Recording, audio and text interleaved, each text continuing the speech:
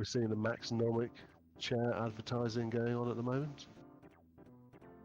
Quite comfortable chairs they have there. I believe those chairs came in 2019.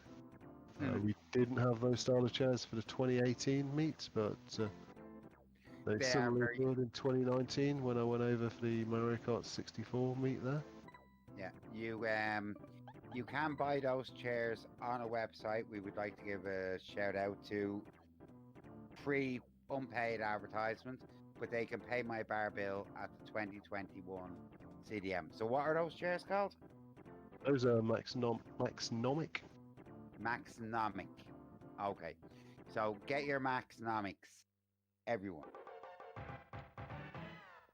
Sporting a vintage Super Nintendo t-shirt. Yeah, I believe he changed that for the interview.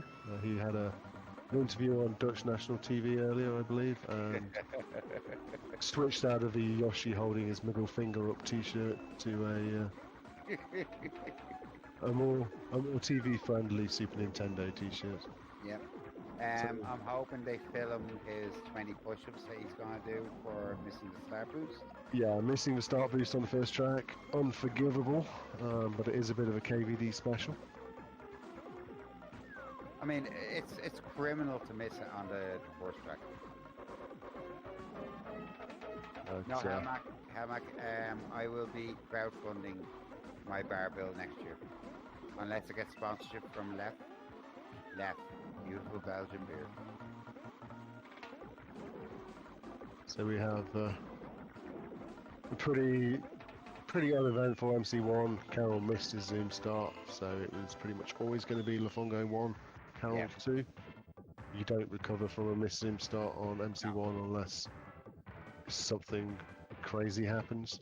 Especially in GP. In match race you can get a bolt or a backwards red, but GP you're just having to take the pain and just take the seconds and hope to fight back.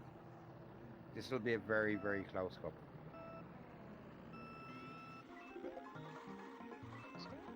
Gets the more difficult Zoom start from second place, which is half the frames of the one he missed earlier on track 1, but Lafongo gives him a nice body block, kills all of Carroll's speed. It actually looked like that Lafongo wiped his arse in Carell's face there, but ooh. Oh, more problems for KVD there. Like that, Lafongo is making Carroll play with DK. Yeah. We had chatted about this on stream over the last couple of days that there's techniques you can use to grab Bowser first, even as the second player. Yeah, I think Lafongo probably used the tactic of sitting down and selecting character before Carroll even got there technique, which is probably the most guaranteed way of getting the character of choice. DK and Bowser are identical, other than what they look like, but some players do have a preference. I think for me, I'm kind of splitting between the two players. Anytime I play, sometimes I play with Bowser, sometimes I play with Donkey Kong, just to get used to playing with both, because the sprite movement as you're building or releasing a boost can kind of be slightly off-putting, even though that they are identical. Time trials, I just switch between them constantly. I prefer to race against a ghost that is the different character. So if I set a ghost with Bowser, I'll then switch to DK to race that ghost. Yeah. Oh, that was a great green there by KVD. Great green. He just caught it into the corner of that block, shot back right down Lafongo's mush. Very nice. I've obviously been watching the snooker last week. We'll go in a little bit of trouble here. He'll be fine to get back to second. It's not really a danger here. But first is out of the way. I mean, the only danger to Carroll at the moment, to Lafongo, is a Carroll troll as he comes around to lap him, and he's going to have a shot with this green. Nope. Was that a backwards red that hit him? Quite possibly because Olafungo is in second place, so his red will automatically target the player in first. So it was only it only worked backwards Yeah, because he's a lap behind. the fungo takes fourth. Wow. If you're in first, you can't fire a backwards red to second.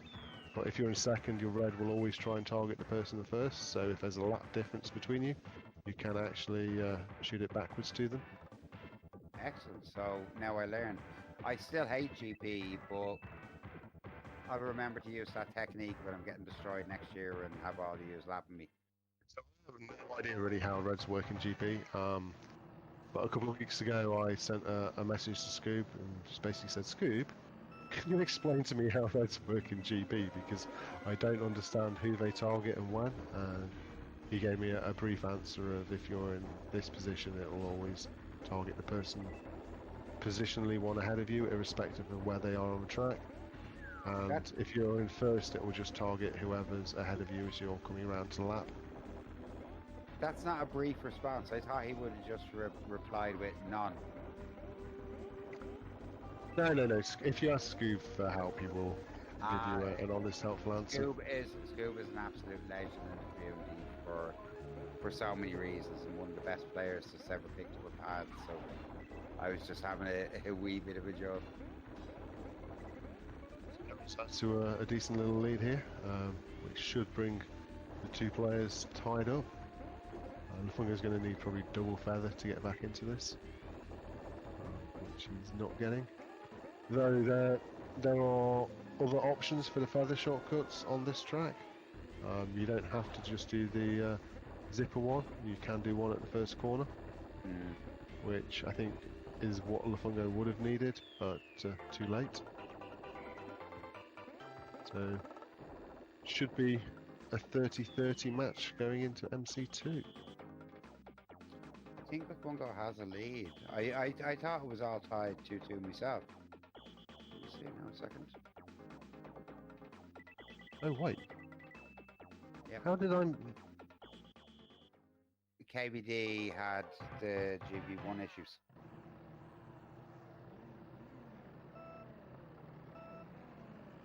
He's lost. He's lost a lot of tracks. He finished third on GV1 apparently. Yep. I must have got confused between who the players were. I do that quite often, to be honest. And we both got confused of each other's confusion to make things even more confused. Nice long boost there by KBD, but this is in effect over unless he can rank Lafungo out.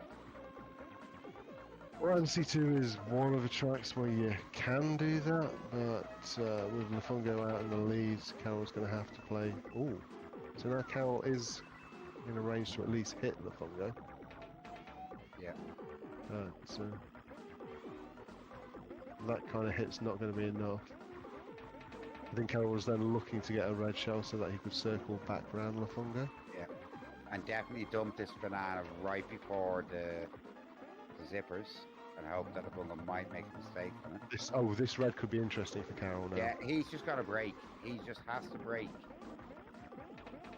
Wait for Lafungo to catch up and try and insert and double insert. He's over. It was a nice try. It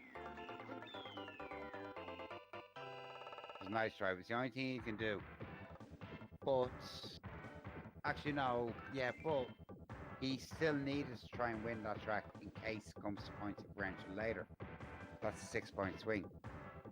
I don't think the players right at the very top really care too much about the seeding. To be honest, I don't think whether you're seeded first, second, third is going to make huge amounts of difference to them. I think the points differential is going to be more for the people on the bubble at the barrage.